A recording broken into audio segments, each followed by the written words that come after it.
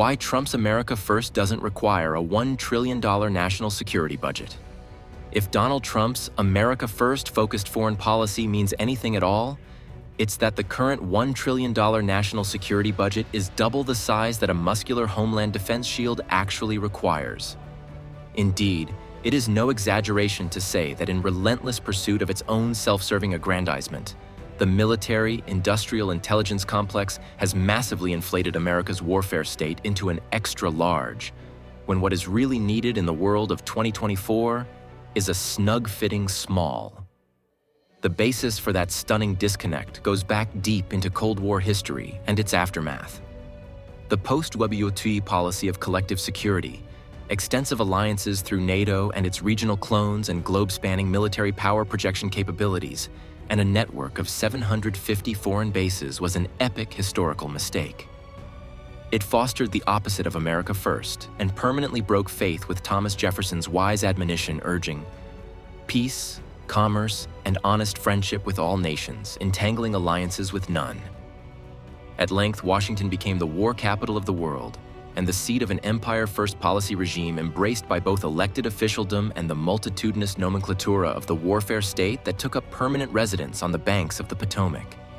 In fact, the empire-first policy regime became so deeply rooted that even 33 years after the Soviet Union disappeared into the dustbin of history, it refuses to go quietly into the good night. The reason, of course, is that America's elephantine warfare state never was grounded in an objective external threat. Even during Soviet times, the exaggerated girth of America's military machine was based on vast threat inflations emanating from a resource-heavy national security bureaucracy, seeking to secure its own future funding and to relentlessly expand its missions and remit. That Washington's trillion-dollar warfare state is rooted in internal self-perpetuation rather than external threats is evident from the post-Cold War dog that didn't bark. That is, the Soviet archives are now open, but there's absolutely nothing there to validate the Cold War axiom that the Soviet Union, along with the affiliated menace of Maoist China, was hell-bent on world military domination, starting with Western Europe, Japan, and then extending to the lesser lands all around them. In fact, the Soviet archives make clear that Moscow never had a plan or even faint aspiration to fortify and offensively unleash the Red Army toward Bonn, Paris, and London. The closest thing to a plan for military mobilization westward was the 7 Days to the Rhine blueprint.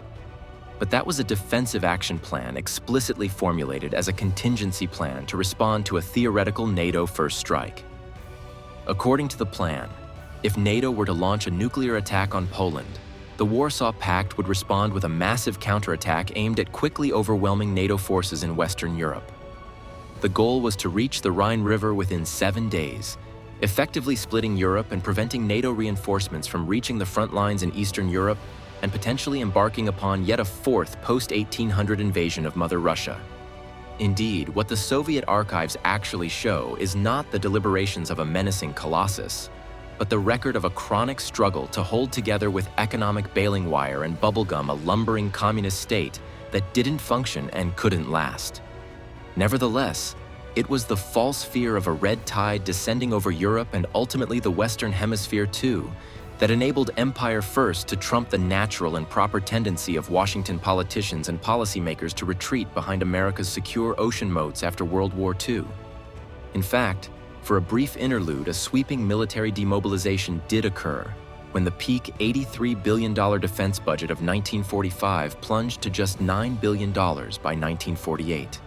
But that sensible attempt for the second time in the 20th century at post-war demobilization and a return to peacetime normalcy was reversed in 1949 when the Soviet Union got the A-bomb and Mao won the Civil War in China.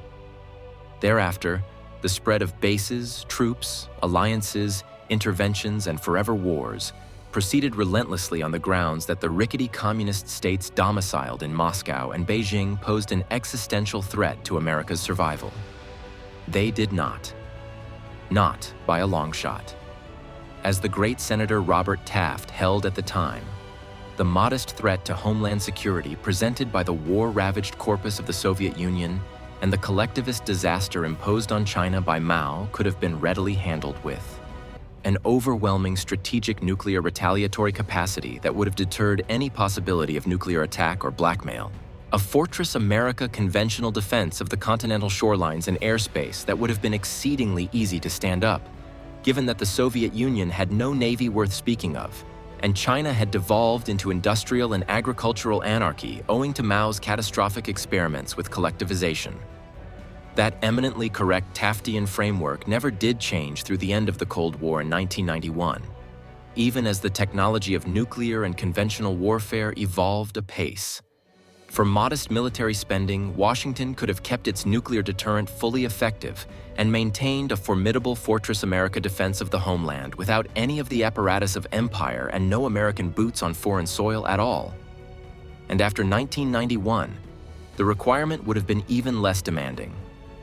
In fact, the case for a true America First policy, that is, returning to the 1948 status quo ante and a proper Fortress America military posture, has powerfully strengthened during the last 3 decades.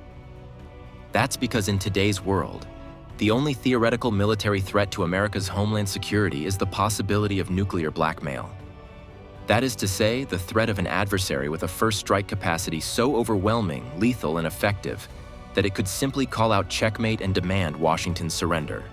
Fortunately, there is no nation on Earth that has anything close to the first strike force that would be needed to totally overwhelm America's triad nuclear deterrent, and thereby avoid a retaliatory annihilation of its own country and people if it attempted to strike first. After all, the US has 3,700 active nuclear warheads, of which about 1,800 are operational at any point in time. In turn, these are spread under the 7 seas, in hardened silos, and among a bomber fleet of 66 B-2 and B-52s, all beyond the detection or reach of any other nuclear power. For instance, the Ohio-class nuclear submarines each have 20 missile tubes, with each missile carrying an average of 4 to 5 warheads. That's 90 independently targetable warheads per boat. At any given time, 12 of the 14 Ohio-class nuclear subs are actively deployed and spread around the oceans of the planet within a firing range of 4,000 miles. So at the point of attack, that's 1,080 deep-sea nuclear warheads cruising along the ocean bottoms that would need to be identified, located, and neutralized before any would-be nuclear attacker or blackmailer even gets started. Indeed, with respect to the "Where's Waldo" aspect of it, the sea-based nuclear force alone is a powerful guarantor of America's homeland security. Even Russia's vaunted hypersonic missiles couldn't find or take out by surprise the US sea-based deterrent. And then there are the roughly 300 nukes aboard the 66 strategic bombers, which also are not sitting on a single airfield Pearl Harbor style waiting to be obliterated either, but are constantly rotating in the air and on the move. Likewise, the 400 Minutemen I missiles are spread out in extremely hardened silos deep underground across a broad swath of the upper Midwest. Each missile currently carries 1 nuclear warhead in compliance with the START Treaty but could be merged in response to a severe threat, thereby further compounding and complicating an adversary's first strike calculus. Needless to say, there is no way, shape, or form that America's nuclear deterrent can be neutralized by a blackmailer, and that gets us to the heart of the case for drastically downsizing America's military muscle. To wit, according to the most recent CBO estimates, the nuclear triad will cost only about $75 billion per year to maintain over the next decade, including allowances for periodic weapons upgrades. That's right, the core component of America's military security requires only 7% of today's massive military budget, as detailed on a system-by-system basis in the table below.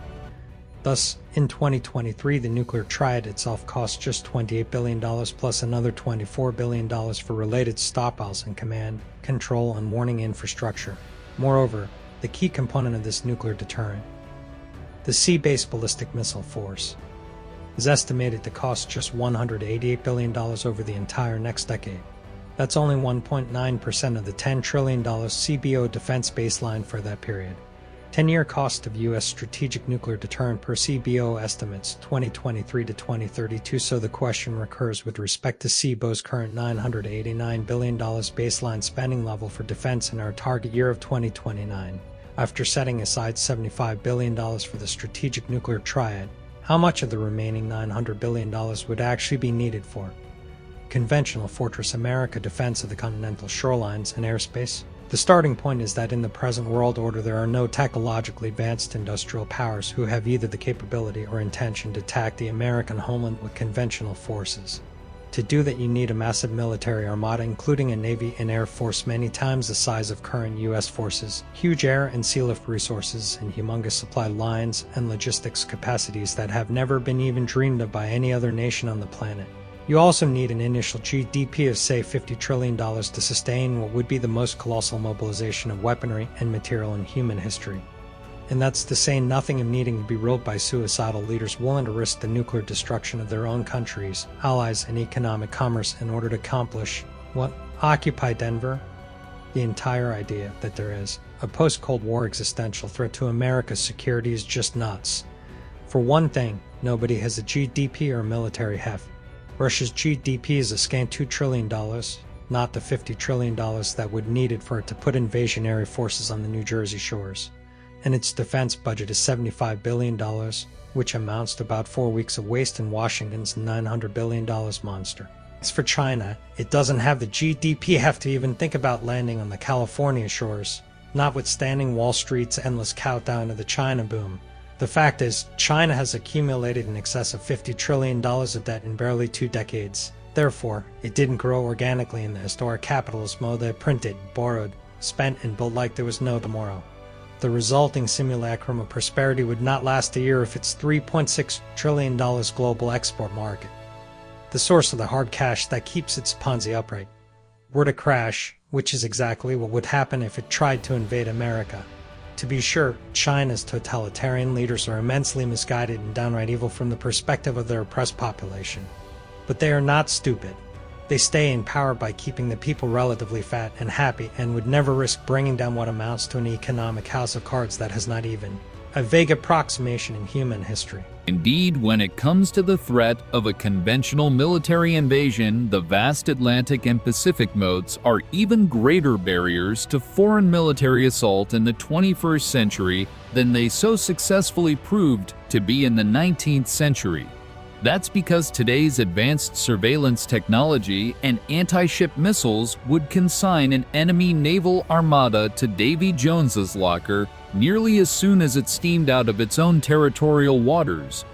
The fact is, in an age when the sky is flush with high-tech surveillance assets, a massive conventional force armada couldn't possibly be secretly built, tested, and mustered for surprise attack without being noticed in Washington. There can be no repeat of the Japanese strike force, the Akagi, Kaga, Soryu, Haryu, Shokaku, steaming across the Pacific toward Pearl Harbor sight unseen. Indeed, America's ostensible enemies actually have no offensive or invasionary capacity at all. Russia has only one aircraft carrier, a 1980s-era relic which has been in dry dock for repairs since 2017 and is equipped with neither a phalanx of escort ships nor a suite of attack and fighter aircraft, and at the moment not even an active crew. Likewise, China has just 3 aircraft carriers, 2 of which are refurbished rust buckets purchased from the remnants of the old Soviet Union, and which carriers do not even have modern catapults for launching their strike aircraft. In short, neither China nor Russia will be steaming their tiny 3- and 1-carrier battle groups toward the shores of either California or New Jersey anytime soon. An invasionary force that had any chance at all of surviving a U.S. fortress defense of cruise missiles, drones, jet fighters, attack submarines, and electronics warfare would need to be 100x larger.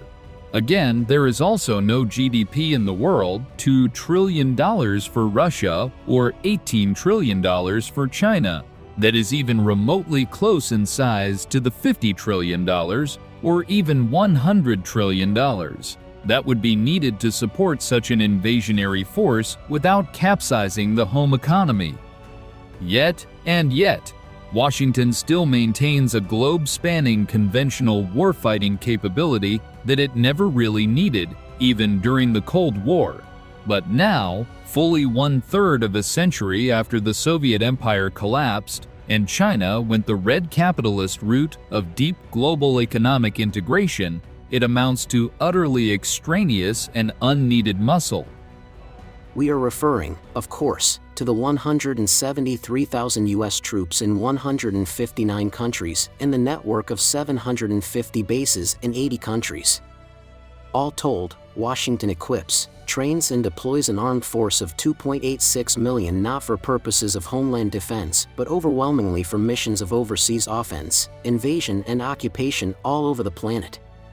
As depicted in the graphic below, this obsolete empire-first military posture still includes, among others, 119 bases and nearly 34,000 troops in Germany, 44 bases and 12,250 troops in Italy, 25 bases and 9,275 troops in the UK, 120 bases and 53,700 troops in Japan, 73 bases and 26,400 troops in South Korea.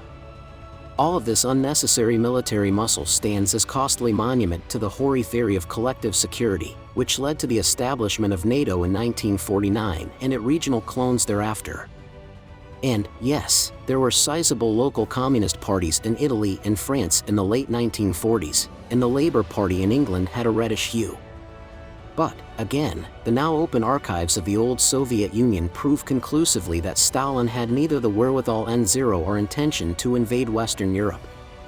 What military capacity the Soviet Union did resurrect after the bloodletting with Hitler's armies was heavily defensive in character and lumbering in capabilities. So the communist threat in Europe could have been wrangled out by these nations at the polls, not on the battlefield.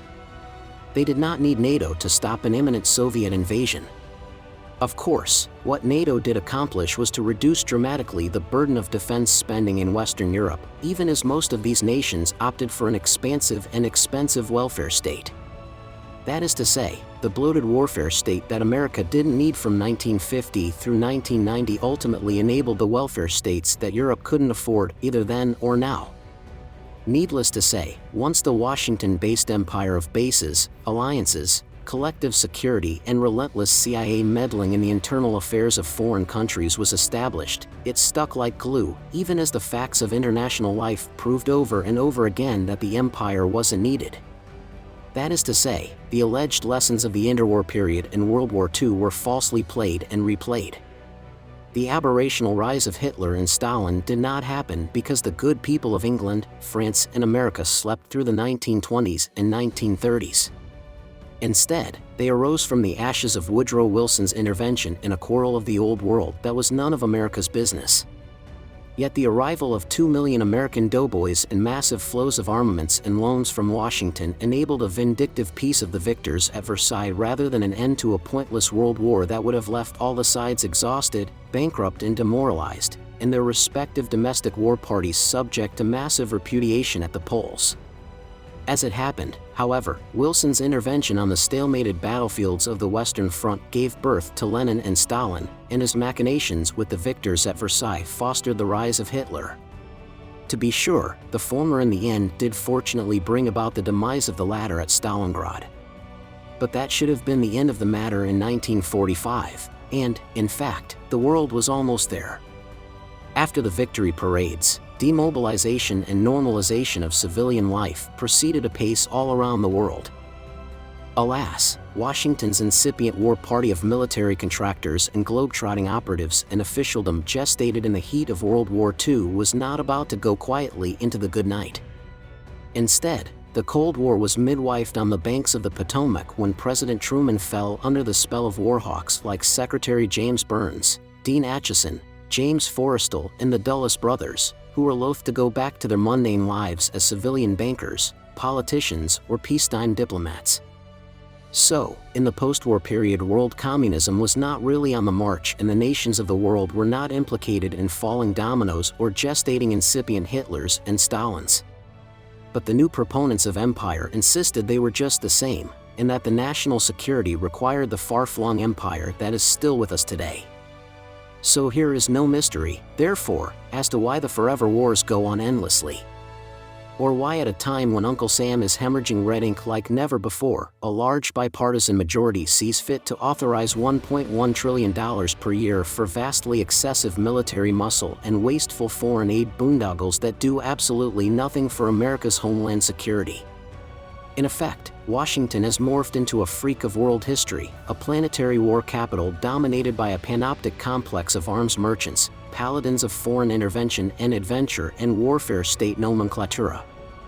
Never before has there been assembled and concentrated under a single state authority a hegemonic force possessing such enormous fiscal resources and military wherewithal. Not surprisingly, the war capital on the Potomac is Orwellian to the core. War is always and everywhere described as the promotion of peace. Its jackboot of global hegemony is gussied up in the beneficent appearing form of alliances and treaties. These are ostensibly designed to promote a rules-based order and collective security for the benefit of mankind, not simply the proper goals of peace, liberty, safety, and prosperity within America's homeland. As we have seen, however, the whole intellectual foundation of this enterprise is false. The planet is not crawling with all-powerful would-be aggressors and empire builders who must be stopped cold at their own borders, lest they devour the freedom of all their neighbors near and far. Nor is the DNA of nations perennially infected with incipient butchers and tyrants like Hitler and Stalin. They were one-time accidents of history and fully distinguishable from the standard run of everyday tin pots which actually do arise periodically. But the latter mainly disturb the equipoise of their immediate neighborhoods, not the peace of the planet. So America's homeland security does not depend upon a far-flung array of alliances, treaties, military bases, and foreign influence operations. In today's world there are no Hitlers, actual or latent, to stop. The whole framework of Pax Americana and the Washington-based promotion and enforcement of a rules-based international order is an epic blunder. In that regard, the Founding Fathers got it right more than 200 years ago during the infancy of the Republic. As John Quincy Adams approvingly held, America has abstained from interference in the concerns of others, even when conflict has been for principles to which she clings. She is the well-wisher to the freedom and independence of all. She is the champion and vindicator only of her own. Needless to say, peaceful commerce is invariably far more beneficial to nations large and small than meddling, interventionism and military engagement. In today's world it would be the default state of play on the international chessboard, save for the great hegemon on the banks of the Potomac.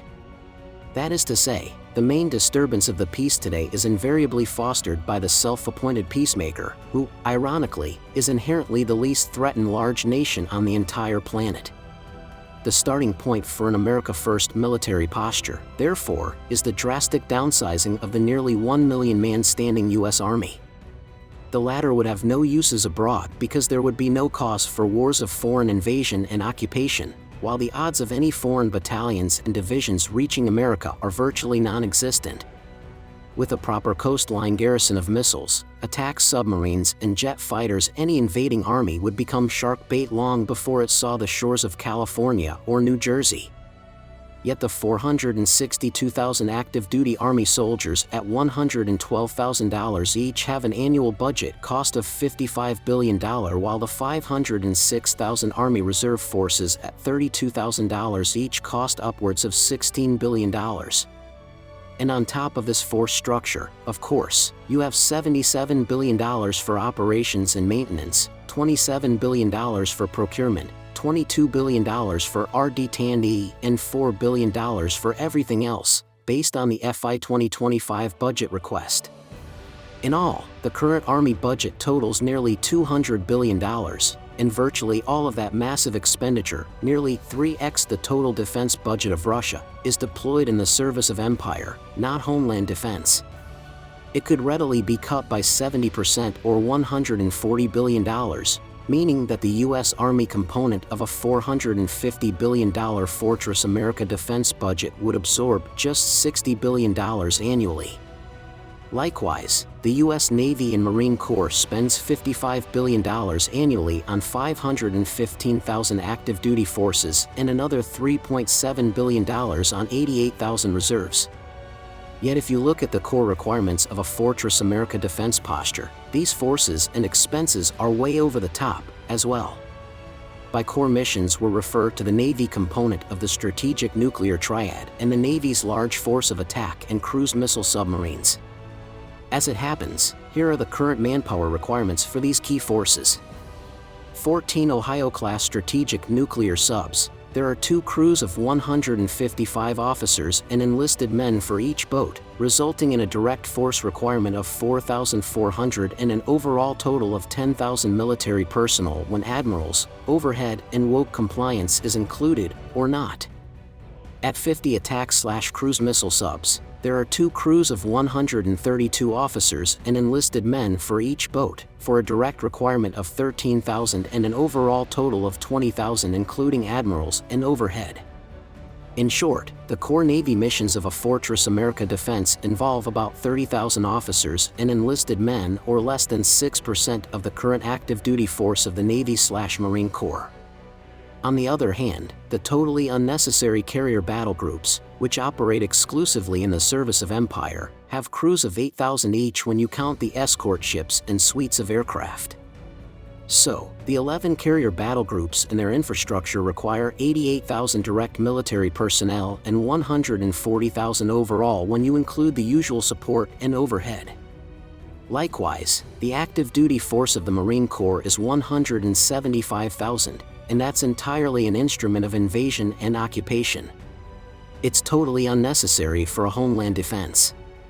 In short, fully 315,000 or 60% of the current active duty force of the Navy/Marine Corps functions in the service of Empire.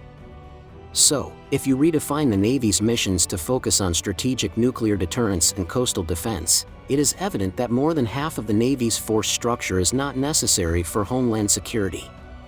Instead, it functions in the service of global power projection, policing of the sea lanes from the Red Sea to the East China Sea, and platforming for wars of invasion and occupation.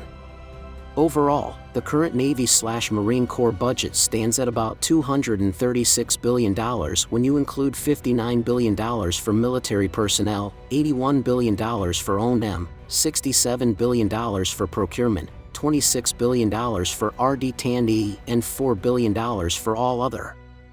A $96 billion or 40% cut, therefore, would still leave $140 billion for the core missions of a Fortress America defense.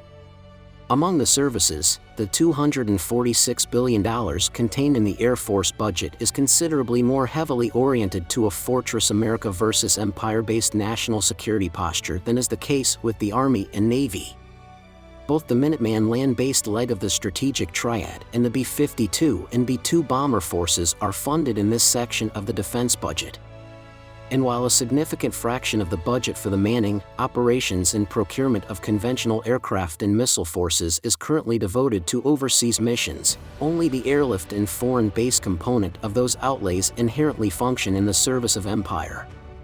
Under a Fortress America defense, therefore, a substantial part of the conventional air power, which includes upwards of 4,000 fixed-wing and rotary aircraft, would be repurposed to homeland defense missions. Accordingly, upwards of 75% or $180 billion of the current Air Force budget would remain in place, limiting the savings to just $65 billion. Finally, an especially sharp knife would be brought down upon the $181 billion component of the defense budget, which is for the Pentagon and DoD-wide overhead operations.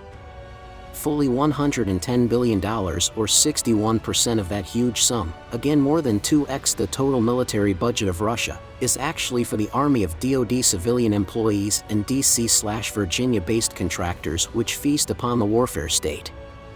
In terms of homeland security, much of these expenditures are not simply unnecessary, they are actually counterproductive. They constitute the taxpayer-funded lobby and influence peddling force that keeps the empire alive and fully funded on Capitol Hill. Even then, a 38% allowance or $70 billion for the Defense Department functions would more than provide for the true needs of a Fortress America defense. Overall, therefore, downsizing the DoD muscle would generate $410 billion of savings on a FY 2025 basis. Another $50 billion in savings could also be obtained from eliminating most funding for the UN, other international agencies, security assistance, and economic aid. Adjusted for inflation through 2029, the total savings would come to $500 billion. Fortress America budget savings. Army, $140 billion. Navy/Marine Corps, $96 billion.